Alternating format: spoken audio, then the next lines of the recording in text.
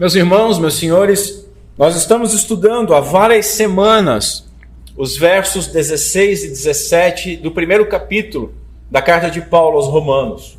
Por que estamos fazendo isso? Porque entender esses dois versos é um imperativo para nós entendermos toda a carta aos Romanos, pois aqui nós encontramos o resumo daquilo que vai ser exposto e explicado ao longo da carta pelo apóstolo Paulo. Ele apresentou aqui os grandes termos da carta aos Romanos, e não só desta carta, mas de toda a Escritura. São os termos principais da Escritura. E nós vamos ver as últimas palavras, então, do verso 17. Fé, conforme está escrito, justo e viverá. Por isso vamos ler, então, carta de Paulo aos Romanos, capítulo 1, verso 16, onde a santa palavra do Senhor nos diz o seguinte: porque eu não me envergonho do evangelho de Cristo, porque é o poder de Deus para a salvação de todo aquele que crê, primeiro do judeu e também do grego. Porque no evangelho é revelada a justiça que vem de Deus, pela fé para a fé, conforme está escrito: o justo viverá pela fé. Até aqui, vamos ao Senhor em oração. Curva a sua cabeça comigo. Senhor Deus, nosso Pai, estamos diante da Tua palavra, Senhor, dispostos a aprender de Ti e do Teu Santo Espírito. Mas a nossa disposição não é suficiente, Pai. Pedimos a intervenção do Teu Santo Espírito para que os nossos corações sejam dilatados, para que os nossos corações funcionem como uma esponja sendo submersa na água viva da Tua palavra, para que nós possamos absorver o máximo, e não somente absorver, mas para que isso fique entranhado em nossos corações e modifique, Senhor, as nossas ações, as nossas atitudes para a glória do Teu santo nome. Pai, me ajuda, porque as minhas debilidades são muitas, para qualquer texto sagrado, e para esta posição de expositor da Tua santa palavra, principalmente por um texto tão importante quanto este. Mas, Pai, eu confio em Ti, no Teu poder.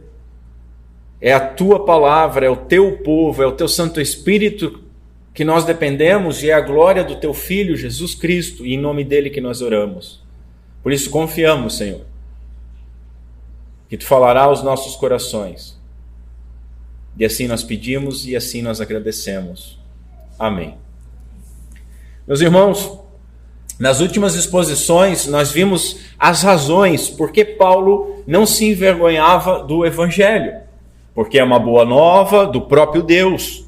Porque é a mensagem poderosa da salvação, sendo então o método e o meio eficiente de Deus salvar os pecadores.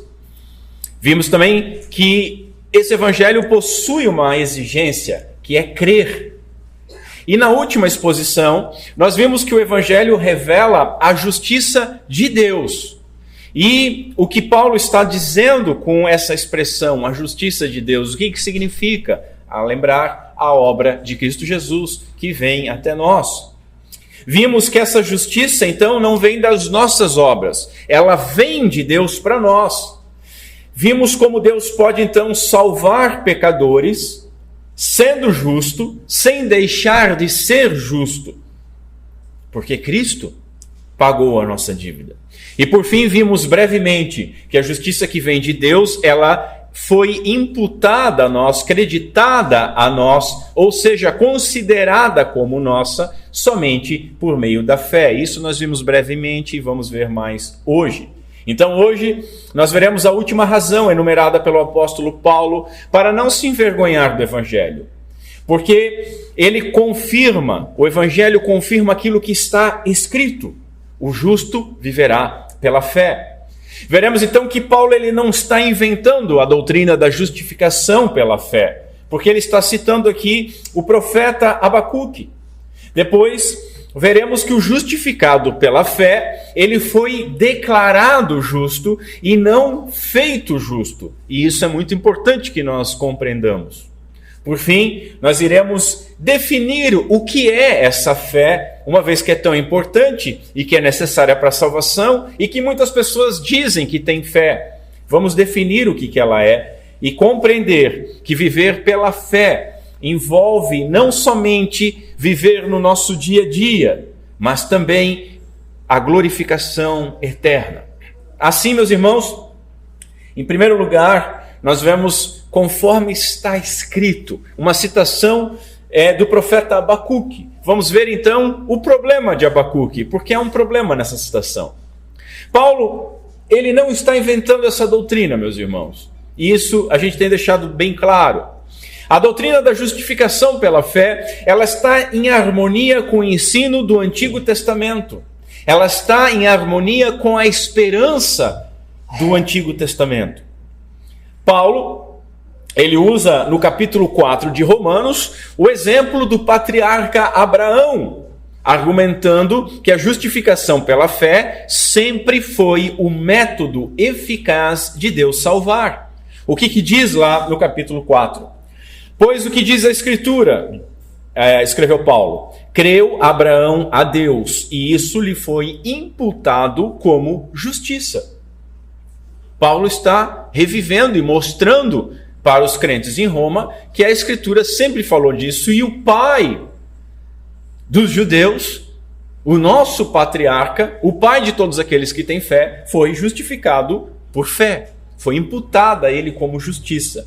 Para provar que isso não é um exemplo isolado apenas de Abraão, o Paulo continua escrevendo o seguinte: assim também Davi declara, bem-aventurado o homem a quem Deus imputa a justiça sem obras, dizendo, bem-aventurados aqueles cujas maldades são perdoadas e cujos pecados são cobertos. Bem-aventurado o homem a quem o Senhor não imputa o pecado.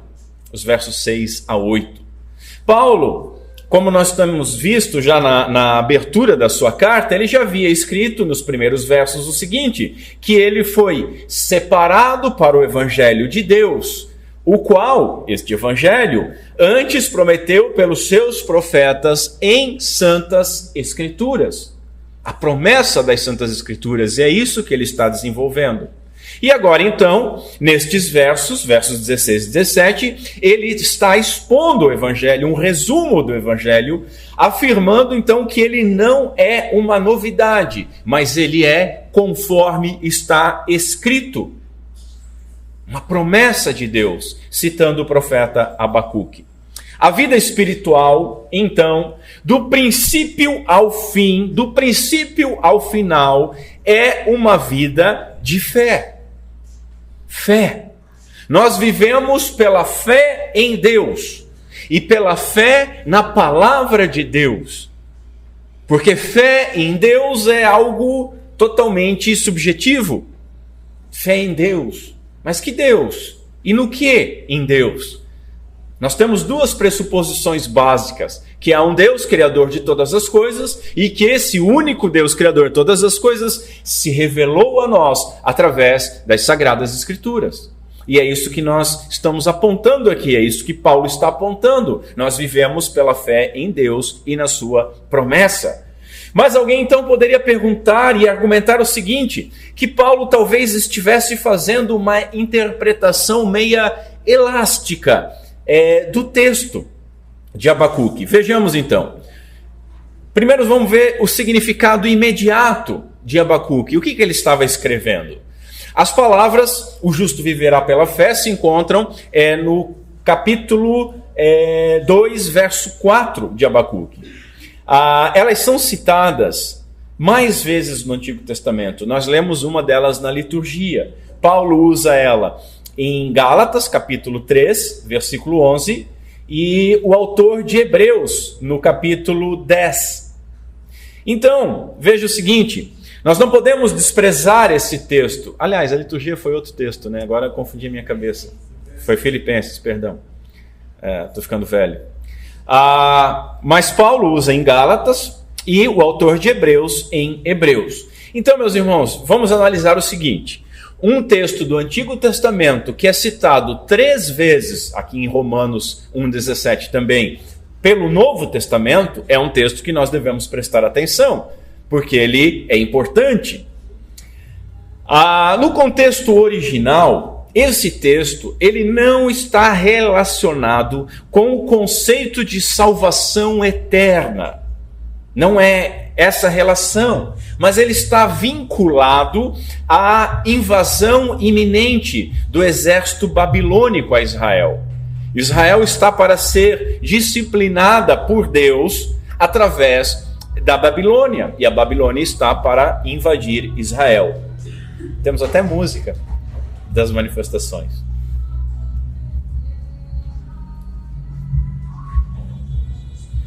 Abacuque, ele estava profundamente deprimido, meus irmãos. O texto de Abacuque é um texto maravilhoso.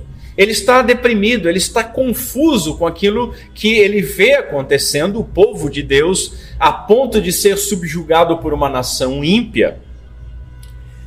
E ele pergunta então a Deus: tu, que és tão puro de olhos, que não podes ver o mal e a opressão não podes contemplar, por que, pois, toleras os que procedem perfidamente e te calas quando o perverso devora aquele que é mais justo que ele?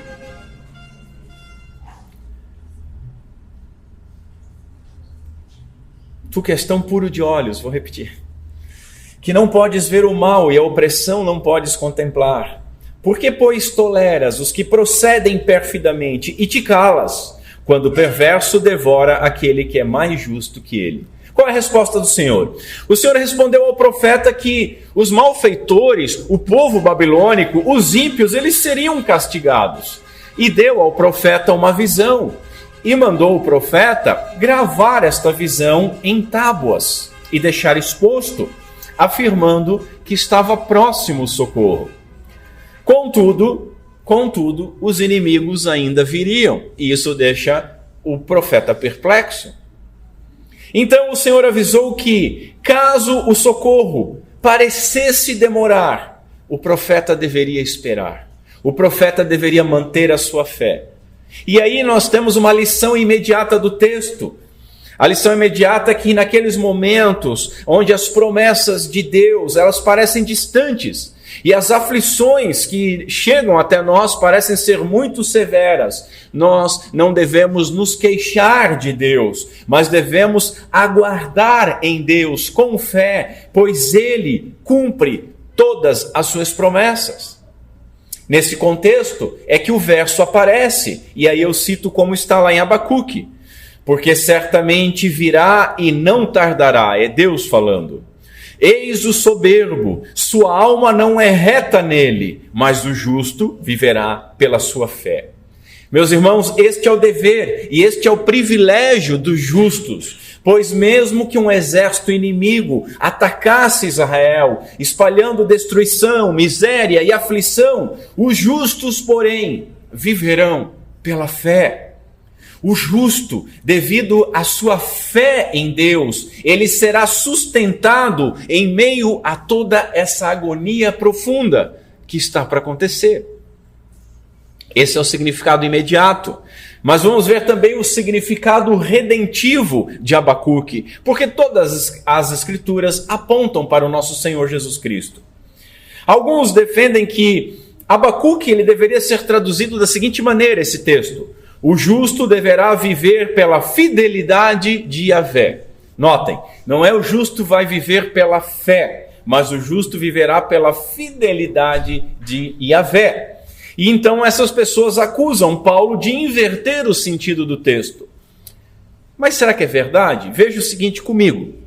Se o justo ele deve viver pela confiança na fidelidade de Deus, como que nós chamamos essa confiança na fidelidade de Deus? Fé. Fé.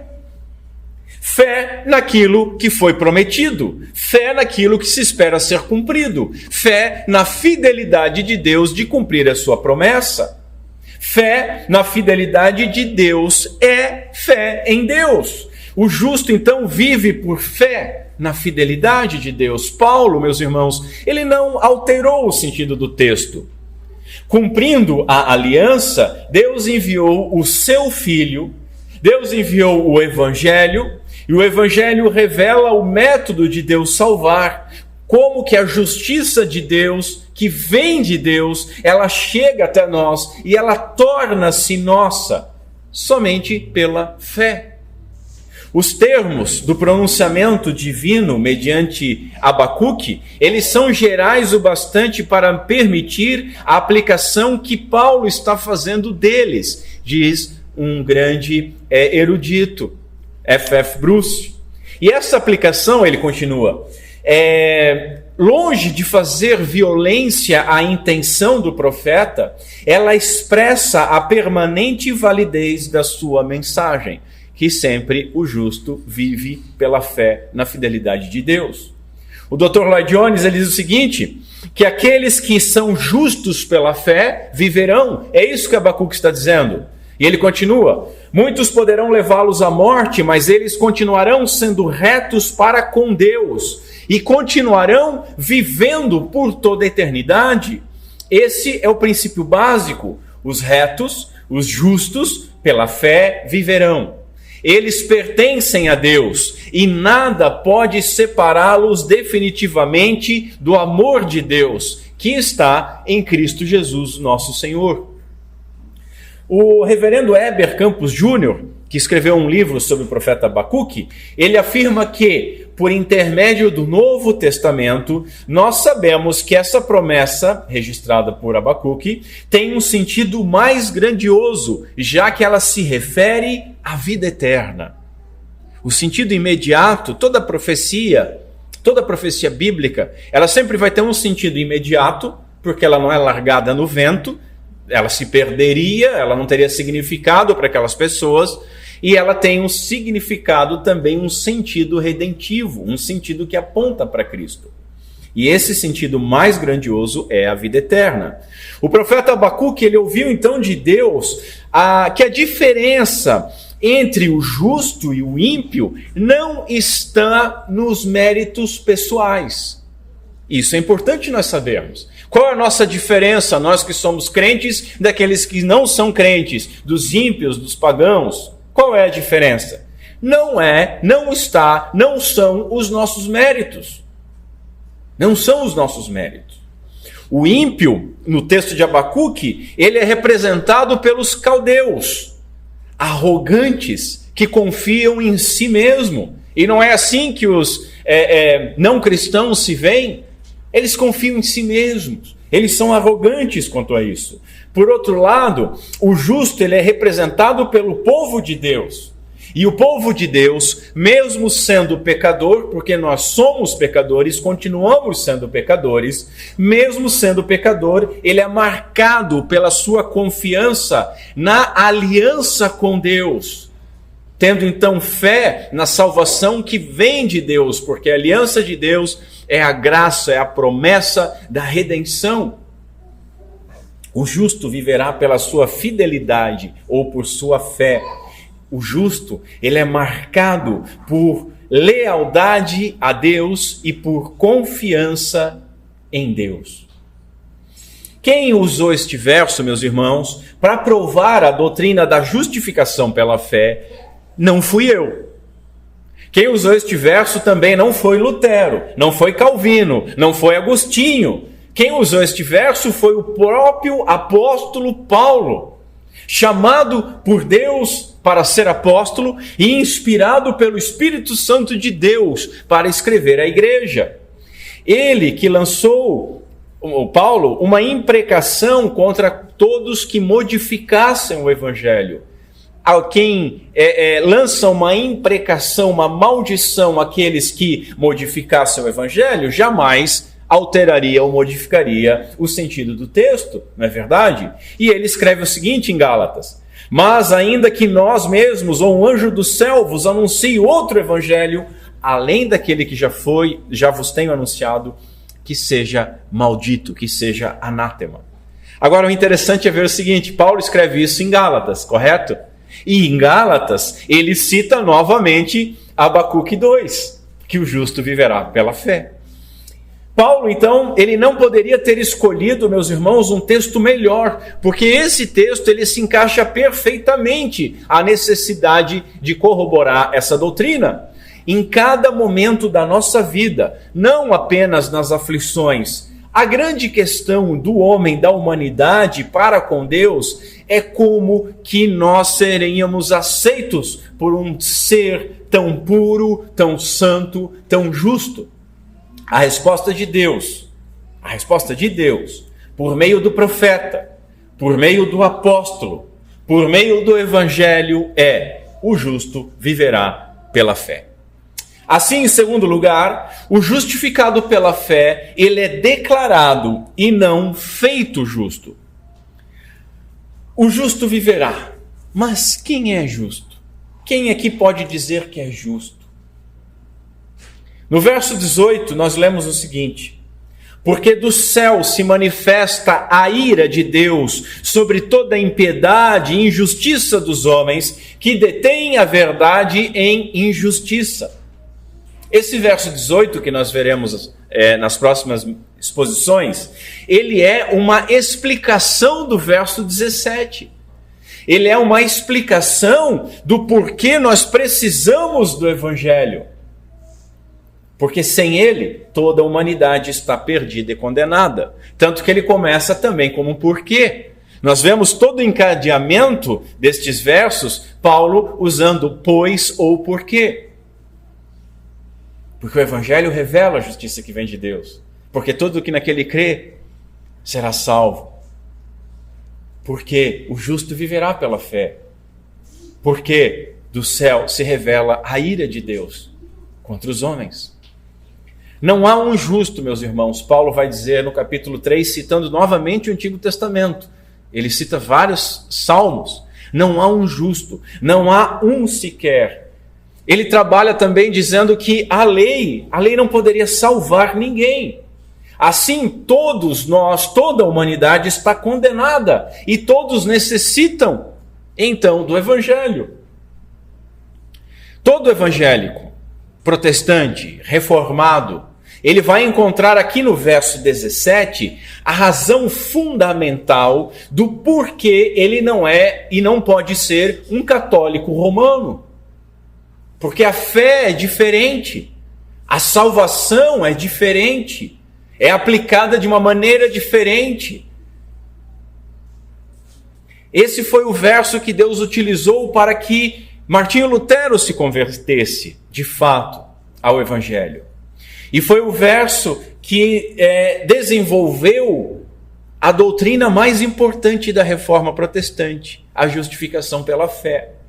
Por quê? Porque a nossa justiça, sendo nós todos injustos, e não havendo um justo, e não podendo ser pela nossa obediência à lei, ou seja, nós jamais seríamos considerados justos pela nossa obediência, pela nossa moral, pela nossa santidade, por algum mérito nosso, de maneira nenhuma.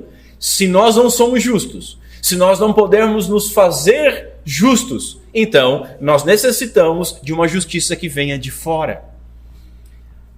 Isso é maravilhoso. Se nós não podemos produzir essa justiça, ela tem que vir de fora. E o Evangelho, que é o poder de Deus para salvar todo aquele que crê, o Evangelho revela que essa justiça vem de Deus. Ela vem de Deus. Todo aquele que crê, ele é justificado por uma justiça exterior a ele. Uma justiça de fora dele, uma justiça do outro, de outro, e esse outro com letra maiúscula, é que é o nosso Senhor Jesus Cristo. A justiça que vem de Deus são os méritos da obediência ativa e passiva do nosso Senhor Jesus Cristo, que obedeceu à lei em nosso lugar e que foi punido pela lei, morrendo a nossa morte. Paulo está falando como Deus pode nos aceitar e como a justiça de Deus chega até nós. De que forma? Por meio da fé na obra de Cristo. O justo viverá pela fé. Veja o seguinte, Deus, ele não justifica justos, mas pecadores. Porque nem existem justos. Deus não justifica justos, mas pecadores. Jesus não veio pelos sãos, mas veio pelos doentes. Ele veio pelos injustos. Porque, repito, não havia, não houve e nunca haverá nenhum ser humano justo por si mesmo. Porque se existissem, meus irmãos, eles não precisariam da justiça que vem de Deus. Eles seriam salvos por eles mesmos. Se fossem salvos pela própria justiça, então não seriam salvos pela graça. A graça já não seria graça. Todos nós somos pecadores. E a boa nova que chega até nós é que nós não somos declarados justos pela nossa obediência, pelo nosso mérito. Deus justifica mediante a justiça do outro, de Cristo Jesus, aplicando a justiça do seu Filho amado naqueles que creem. O injusto, ele é declarado justo porque ele teve a justiça de Jesus Cristo imputada, acreditada a si. Portanto, a justiça do justificado vem de fora dele. Assim, meus irmãos, o justo ele não se fez justo, mas foi declarado justo. Para os judeus, a compreensão de certo e errado, ela difere um pouco da forma como nós compreendemos. A diferença e a compreensão de certo e errado era sempre pensando e julgando as coisas como se as pessoas estivessem resolvendo as coisas diante de um juiz. Tá? Deixa eu tentar explicar isso. Para eles, justiça é mais do que um estado legal. Deixa eu reformular. Para um judeu, um justo, ou dizer que alguém é justo, não está falando da qualidade moral dessa pessoa. Não está dizendo que essa pessoa é boazinha. Quando um judeu se entende ou vê uma ação como justa, ele entende como um estado legal, como alguém que não deve nada à lei naquela situação. Assim, o justo não é um bonzinho. O justo não descreve alguém que é puro, mas o justo descreve alguém que não deve nada para a lei. É um termo forense, de fórum, é um termo legal. Fulano é justo. Não é que fulano é bonzinho, mas fulano não está devendo nada para a lei. E Paulo, meus irmãos, era um judeu piedoso, hebreu de hebreus. Certamente ele tinha esse conceito em sua mente. Assim, justo, como ele está usando, não significa alguém moralmente justo, mas alguém legalmente justo. Entendem a diferença?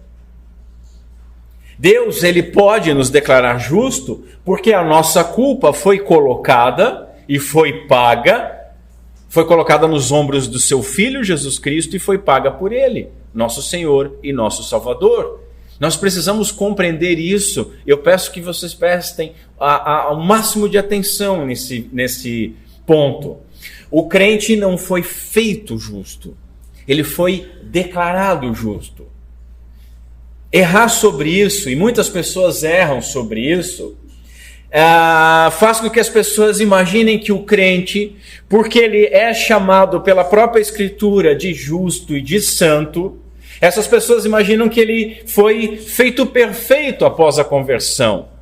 Que depois de se converter, ele quase que ganhou umas asinhas e uma auréola sobre a sua cabeça. Mas não é verdade. E aí quando vem o comportamento falho, porque todos nós pecamos, aquele que diz que não tem pecado mente e faz de Deus mentiroso, as pessoas se decepcionam. As de fora se decepcionam, os crentes enganados se decepcionam e a própria pessoa se decepciona. Nós continuamos pecadores, mas declarados judicialmente justos.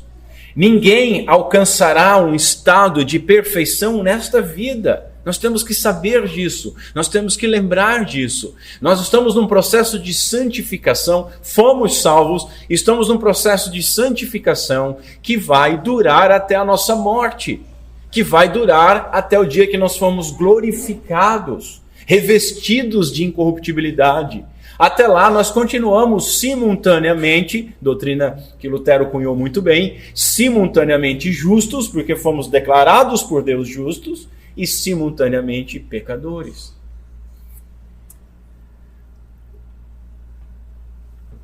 Também não podemos errar no seguinte: o crente ele não está sendo justificado. O crente ele foi justificado. Esse erro, ele faz as pessoas imaginarem que a justificação é um processo. E tem até umas teologias meio bizarras que estão entrando nas igrejas reformadas que defendem duas justificações. Uma justificação inicial e uma no final. E se a do final não bater com a inicial, aí a pessoa se perde. Isso é uma heresia. Justificação acontece uma única vez. Não é um processo. É um ato apenas. Na conversão, o crente, ele é declarado justo. Após essa declaração de Deus, ele passa então por um processo de santificação, que vai se estender até a glorificação. Até os arminianos erram um pouquinho nisso aqui. A nossa vida, nós trabalhamos a santificação, mas somos salvos no início. Nós recebemos o troféu no início. Quem já leu o Peregrino, lembra que ele recebe na conversão o documento. Aquele é o documento da salvação dele. E ele carrega a vida inteira aquilo. É dele. Mas durante a vida ele vai sendo santificado.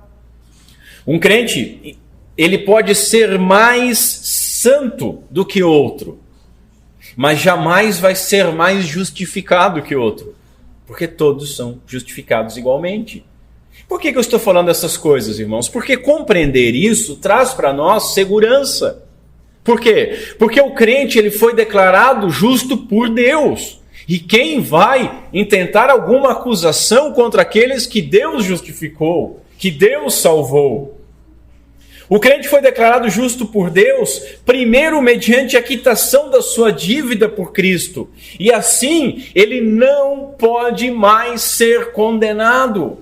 Em segundo lugar, porque Deus creditou ao crente os méritos da obediência do seu Filho. Assim, então, irmãos, essa declaração ela é única e ela não pode e nem precisa ser repetida.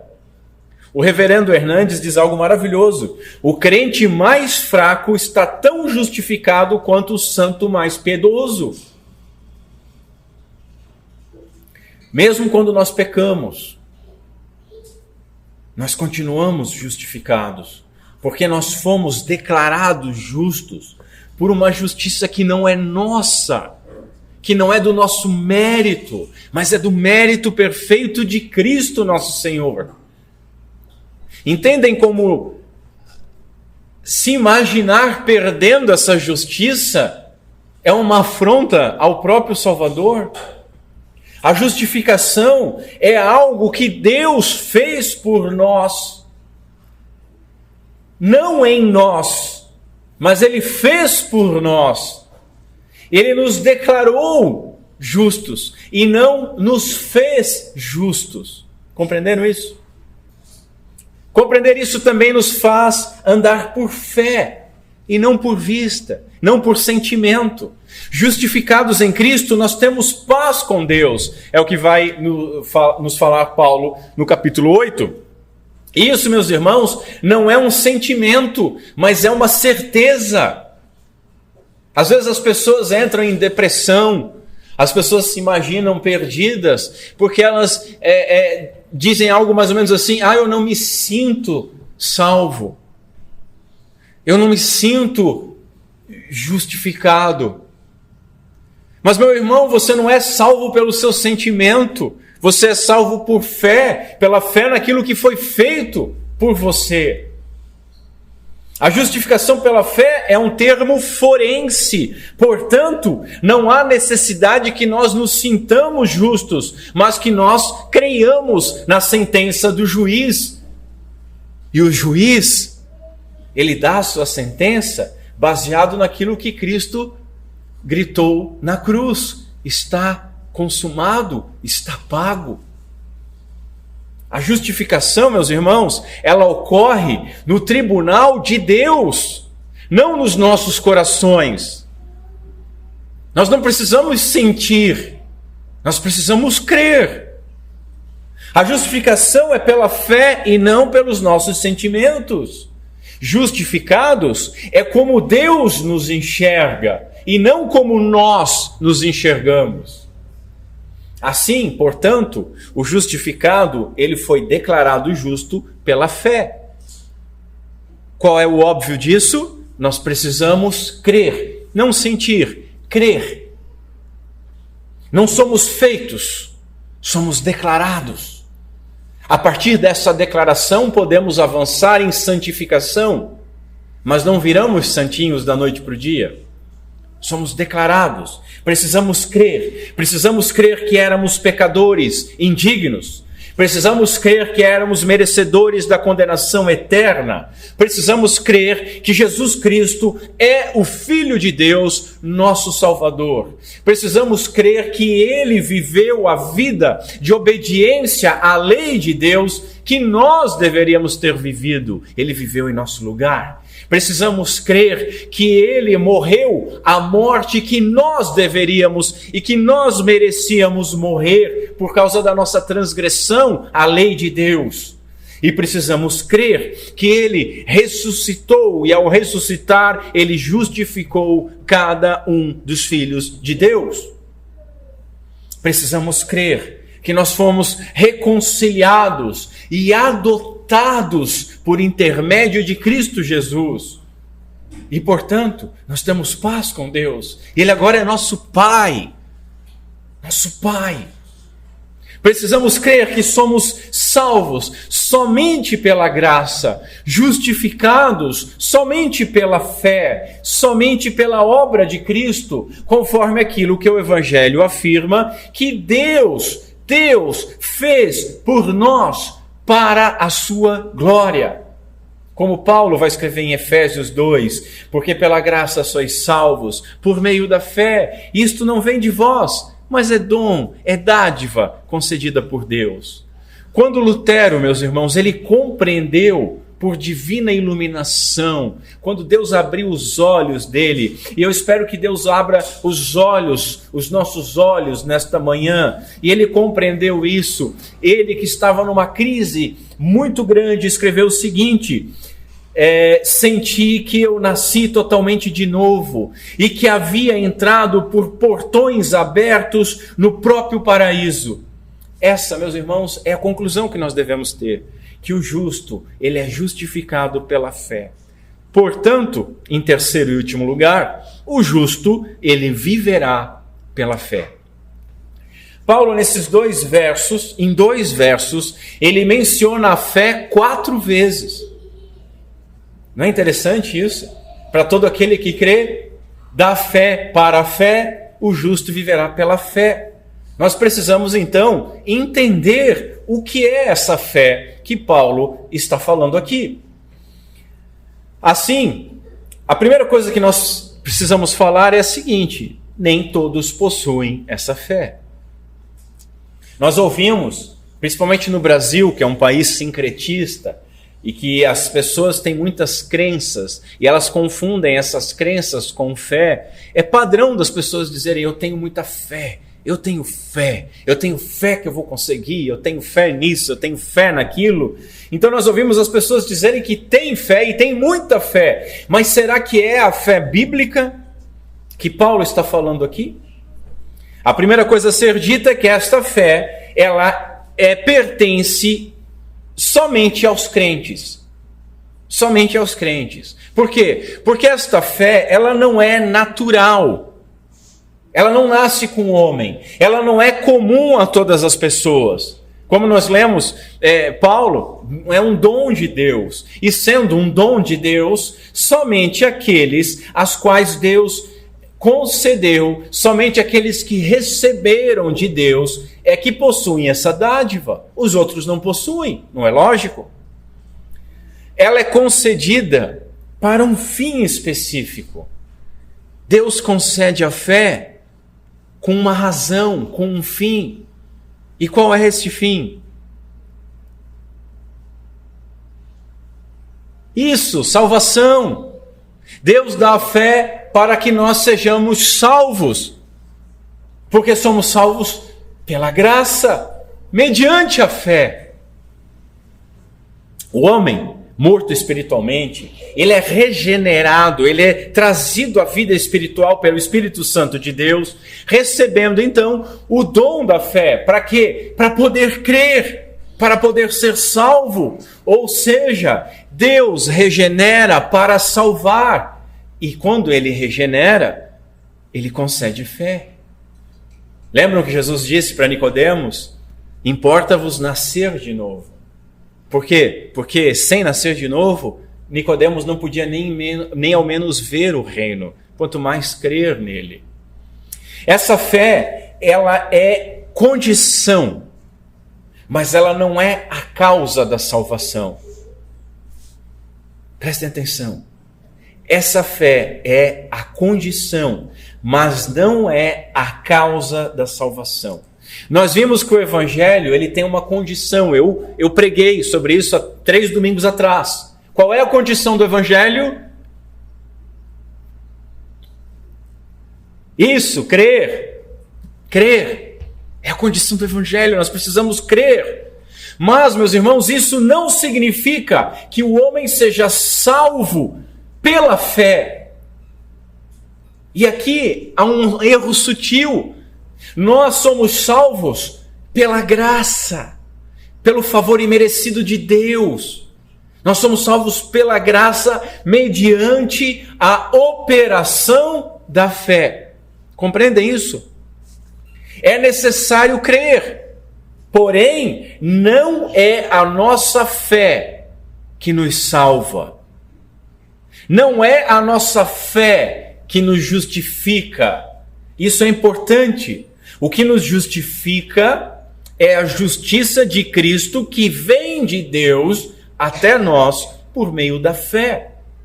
Se nós fôssemos salvos pela nossa fé, nós poderíamos nos gloriar. E aqui eu tiro um exemplo de uma frase que o Lloyd Jones colocou. Nós poderíamos olhar para aquele que não creu e imaginar assim: o outro homem não tinha fé, mas eu tenho. A minha fé me salvou. E aí nós teríamos motivos para nos gloriar diante de Deus. Mas quando Paulo diz que a fé é um dom de Deus, ele diz o quê? Para que ninguém se glorie diante dele. Nós somos salvos pela graça, não pela fé. Nós somos justificados pela justiça de Cristo. A fé, meus irmãos, é o instrumento pelo qual a justiça graciosa de Deus, ela chega até nós, pelo qual nós recebemos e somos salvos por essa justiça, a justiça de Cristo.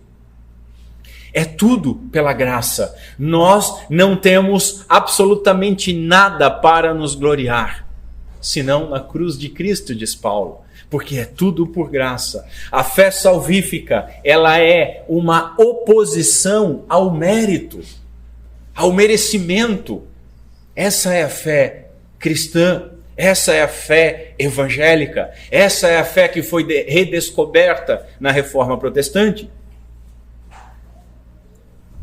Essa fé é um dom que Deus concede.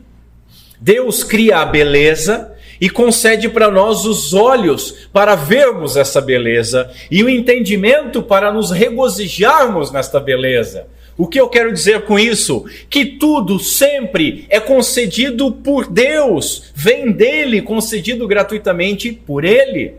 Assim eu quero usar uma ilustração para nós entendermos o seguinte: a salvação, a justiça de Cristo, a fé, o ato de crer e a graça. Assim como quando nós nos alimentamos, né?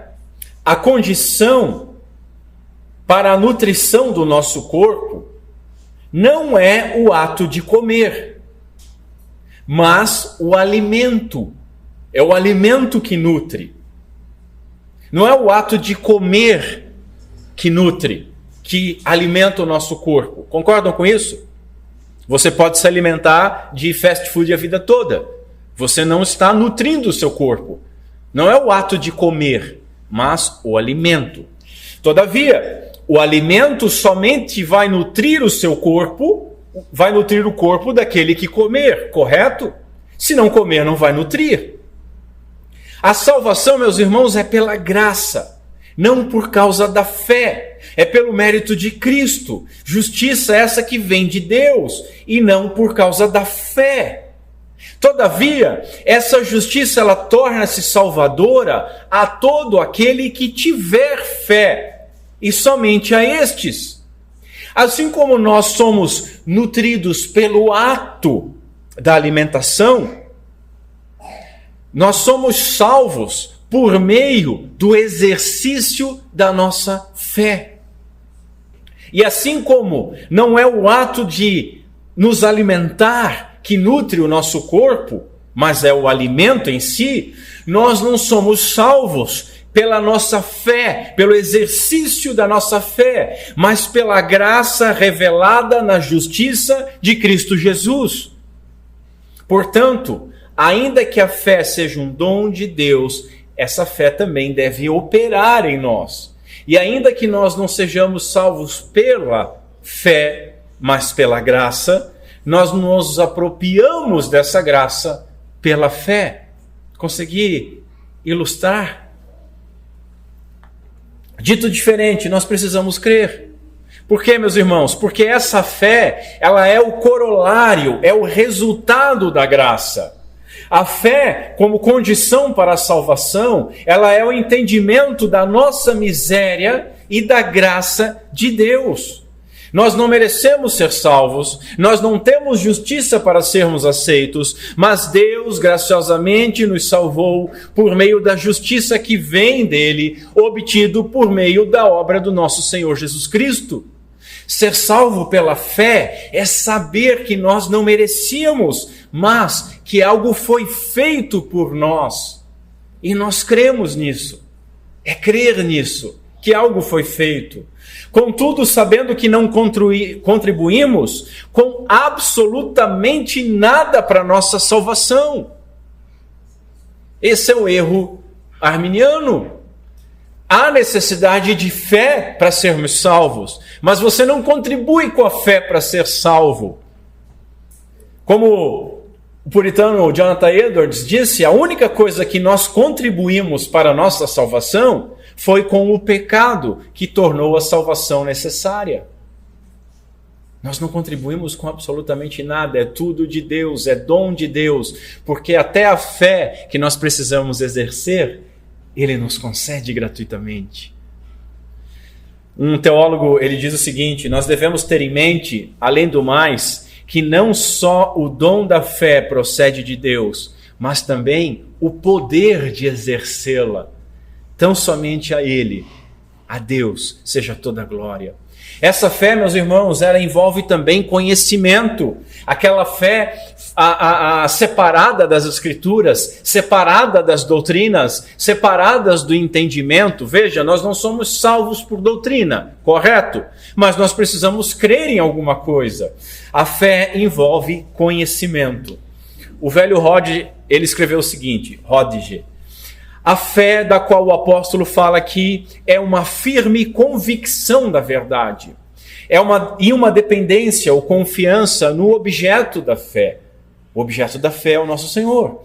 O exercício ou estado mental expresso pela palavra fé, como é usada nas Escrituras, não é um mero assentimento ou mera confiança, mas é a inteligente percepção, captação e dependência da verdade como ela é revelada pelo Evangelho. Veja, para alguém ser justificado, ele precisa crer. E para crer é preciso conhecimento daquilo que se crê, correto? Afinal, Hebreus define fé da seguinte maneira: a fé é o firme fundamento das coisas que se esperam e a prova das coisas que não se veem.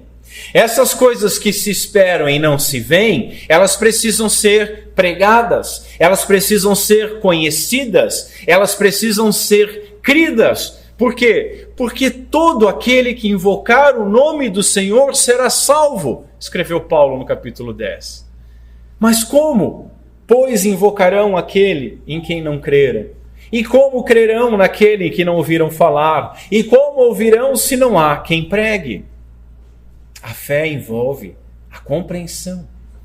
Essa fé, meus irmãos, ela traz segurança. Hendrickson ele escreveu o seguinte: e o que está implícito na fé é confiança, é segurança, é o reclinar-se nos braços eternos de Deus.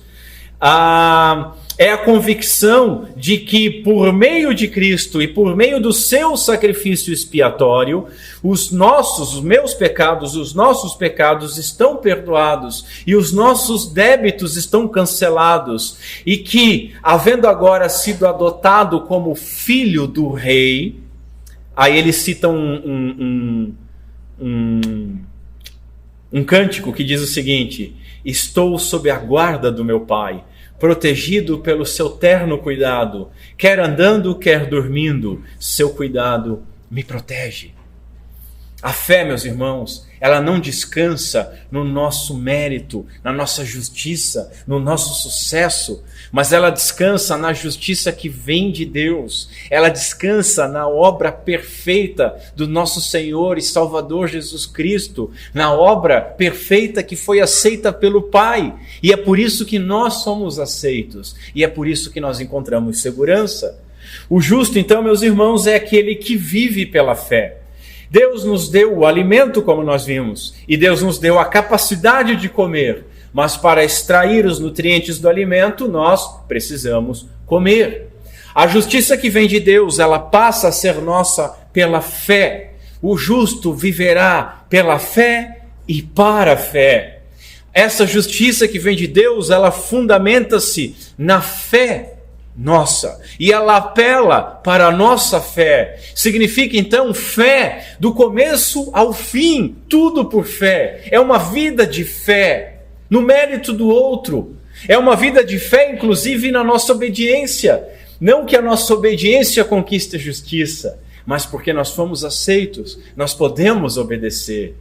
E porque nós fomos aceitos, a nossa aceitação não está baseada na nossa frágil obediência. Isso é importante. Paulo demonstrou que Deus sempre agiu assim. Ele sempre justificou pecadores pela graça mediante a fé, como no exemplo de Abraão. E Abraão é chamado como quem? O pai de todo aquele que crê. Aqui no capítulo 4. Por isso que nós nos reportamos ao pai Abraão, porque ele creu e a sua fé foi imputada como justiça, e nós, como filhos de Abraão, cremos em Cristo Jesus, e porque nós cremos, a sua justiça nos é imputada pela fé. Mas e agora? E agora? E a partir daí? Será que basta crer uma única vez? Eu criei, agora estou salvo? Será que é isso? Já vimos anteriormente que não. Por quê? Porque a fé é uma atividade permanente. O termo aparece no presente. É continuar crendo. O justo continua crendo. O justo continua vivendo por fé. E aqui muita gente erra. Porque creu. E aí depois esquece que é salvo porque crê. E começa a tentar ser salvo porque faz. Porque tem mérito, porque é melhor que o outro. E aí ele pisou na graça e no sangue do nosso Senhor Jesus Cristo. O justo viverá pela fé. Mas aí surge outra pergunta. Esse viver pela fé descreve a vida vivida aqui na terra após a conversão, ou esse viver pela fé descreve a vida eterna? Um erudito, ele traduziria essa frase da seguinte maneira: aquele que é justo pela fé terá vida. Bruce, eu já citei ele hoje, ele chama a nossa atenção para algo muito importante. Para Paulo, assim como para muitos judeus, vida, principalmente vida referindo-se à vida eterna, e salvação eram praticamente sinônimos. Quando se fala em ser salvo, em salvação ou em ter vida, é sinônimo, é basicamente a mesma coisa. Assim, aquele que é justo, justificado pela fé, terá vida. Aquele que é justificado pela fé é salvo. Para o apóstolo, então, a vida no sentido de salvação começa na justificação. Mas ela só começa ali, ela vai além dela. Ela inclui a santificação, mas ela vai além da santificação. Ela se consuma na glória final daquele glorioso dia. Dessa forma, sem medo de errar, meus irmãos, eu afirmo que a vida que o justo viverá pela fé, essa vida se aplica tanto no nosso dia a dia, quanto na vida eterna. Na vida que agora nós vivemos e devemos viver, e na vida que está por vir. Portanto, eu quero separar isso em duas aplicações. O justo viverá dia a dia pela fé. Como vimos, a palavra crer ou ter fé, quando utilizada em relação à salvação, ela geralmente aparece no tempo presente, significando que a fé salvífica não é um evento único no passado, mas uma ação contínua. Você continua crendo, você continua exercendo essa fé. A fé sobrenatural é um dom de Deus. O Senhor concede esse dom aos homens que Ele escolheu salvar. E estes vão responder crendo no Evangelho. A salvação, ela pertence ao Senhor. E o homem que recebe essa salvação pela fé, passa a viver por essa fé como alguém justificado. Como um pecador justificado. O puritano Matthew Henry diz o seguinte: pela fé, aí está a fé que nos justifica. Viver da fé, aí está a fé que nos mantém. E assim, há uma justiça de fé em fé. Fé é tudo em todos, tanto no início como no progresso da vida cristã. Irmãos, a fé salvífica, ela faz o crente viver de maneira digna. Paulo, falando aos Efésios, ele deseja que Cristo habite pela fé nos vossos corações. E que eles possam, então, pela fé, viver da seguinte maneira: rogo-vos que andeis como é digno da vocação ou do chamado com que fostes chamados. Então ele passa a listar humildade, mansidão e amor. Francis Schaeffer ele diz que a salvação envolve mais do que justificação. O que significa isso? Que depois de justificados pela fé, nós devemos viver por essa fé. O justo viverá pela fé. É um outro aspecto da salvação, santificação. Nós somos justificados pela fé, mas também devemos viver de acordo com essa mesma fé no presente, dia a dia, em tudo aquilo que nós fizermos. Veja, essa fé vai além de apenas uma concordância intelectual. Essa fé envolve um compromisso sincero, envolve um envolvimento total com a verdade que foi aceita, que nós fomos salvos por graça, pelo mérito de outro. Note, entendimento, fé e ação. Mente, coração, emoção e vida, ação, atitudes concretas. O reverendo Augusto Nicodemos diz que o Evangelho não nos foi dado somente para o perdão dos pecados, mas também para que tivéssemos força para vencê-los. Não é só perdão, é vencer esses pecados. Nós não somos mais escravos deles. E assim, então, nós devemos todos nos examinar. Será que nós entendemos essa fé? Será que nós entendemos de fato o Evangelho? Será que nós cremos, temos fé no Evangelho? Será que nós vivemos pela fé no poder de Deus para a salvação? Será que essa fé, ela tem nos santificado? Temos vivido uma vida de santificação porque cremos? Temos mortificado a nossa carne? Porque nós cremos, nós temos virado as costas para o pecado, e não só virado as costas, mas odiado o pecado e tudo aquilo que nos afasta daquele que nos amou de tal maneira? Será que nós temos nos arrependido e virado as costas para a imoralidade, a infidelidade, a desonestidade, as brigas, as fofocas, a irreverência, a inveja, o egoísmo? Como justificados, nós temos vivido pela fé? Essa fé, ela gera obediência e gera santidade. John Owen, puritano, afirmou que a nossa felicidade não consiste em saber as coisas do Evangelho, mas em fazê-las, em colocar em prática. Os cristãos, eles devem falar com as suas vidas tanto quanto com as suas palavras. E aqui nós estamos numa situação complicada, porque muitos de nós têm vergonha até de falar. E muitos dos poucos que falam, falam muito, mas vivem pouco. A boa nova que nós anunciamos, ela deve mover o nosso comportamento, irmãos. Não podemos dizer que nós cremos no Evangelho sem arrependimento pelos nossos pecados. Não podemos dizer que cremos no Evangelho sem uma busca constante para nos afastar de todo o mal, de toda irreverência a Deus.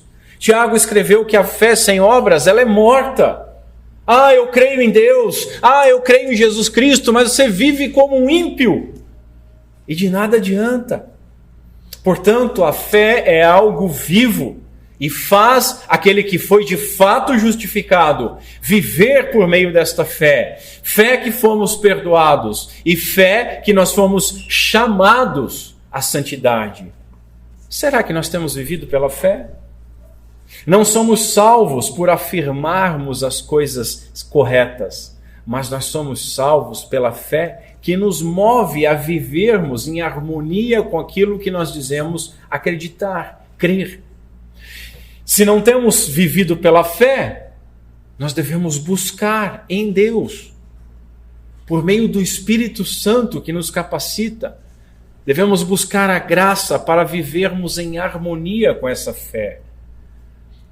Um teólogo diz que a fé é o tronco da árvore, cujas raízes representam a graça e os frutos simbolizam as boas obras.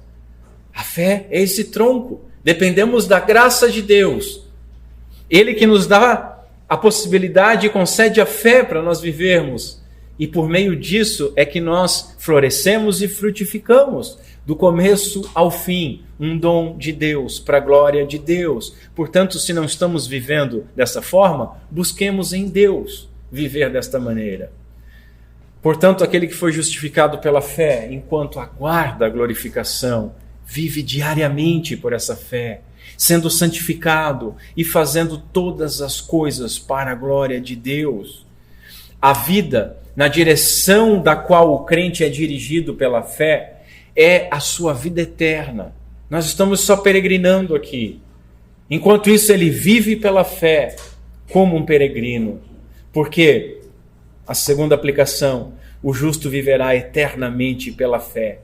Irmãos, viver pela fé aponta não só essa peregrinação do nosso dia a dia, vivendo como um pecador perdoado. Sabe o que é viver como um pecador perdoado? Alguém que foi declarado justo. Mas também aponta para uma chegada. Nós não estamos andando dando voltas no deserto. Nós sabemos que a terra prometida está no final desta caminhada, que há um ponto final na glória. A pessoa que exerce a fé, ela vive por meio dela no seu dia a dia, e ela viverá por meio dessa fé a vida eterna. Porque, como Paulo escreveu, aos que predestinou, a estes também chamou. E aos que chamou, a estes também justificou.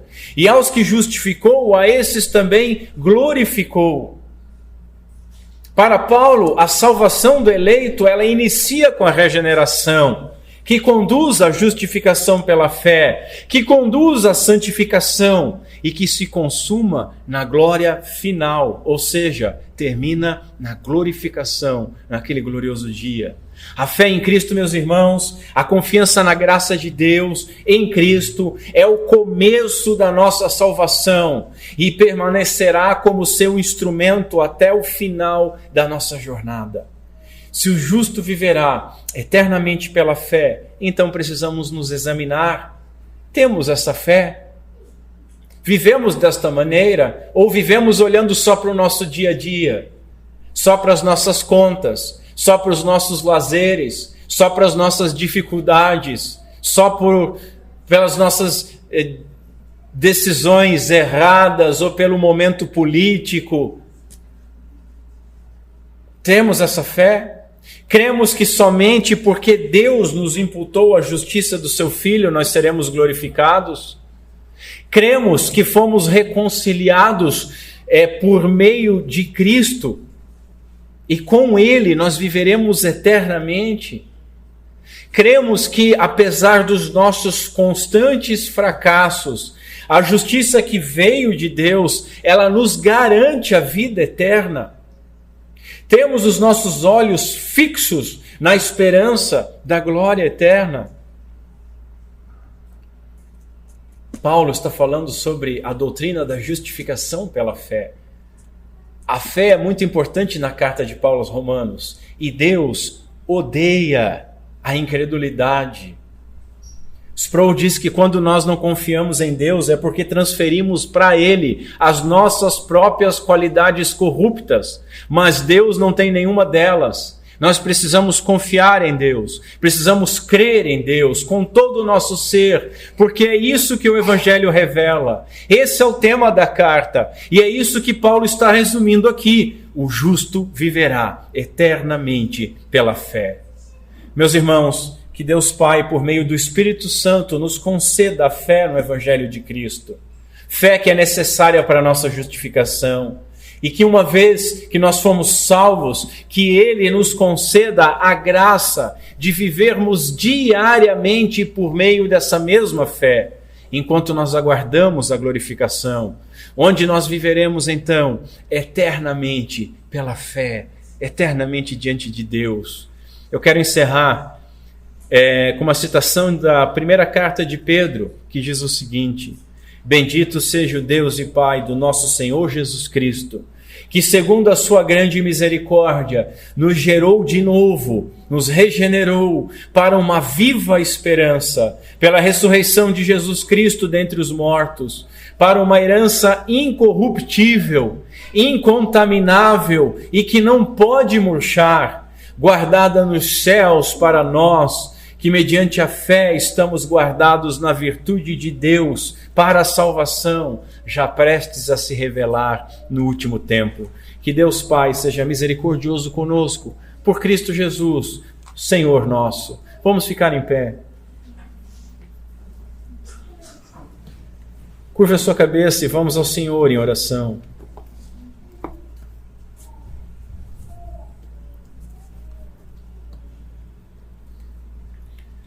Senhor Deus, nosso Pai, te bendizemos em primeiro lugar pelo Teu Evangelho, pelo Teu Filho Jesus Cristo oferecido por nós, pecadores,